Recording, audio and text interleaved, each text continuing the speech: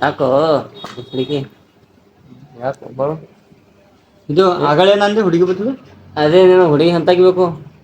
ಹುಡುಗಿ ಏನು ಸಿಂಪಲ್ ಇರಬೇಕು ಜರ ನನ್ನಂಗೆ ಎಲ್ಲದ ಮೇಲೆ ಥೋಡೆ ಡಿಂಪಲ್ ಇರಬೇಕು ಕಪ್ಪಗ ಬೆಳಗ ಅಟ್ಟೆ ಎರಡು ಮಿಕ್ಸಿಂಗ್ ಇರಬೇಕು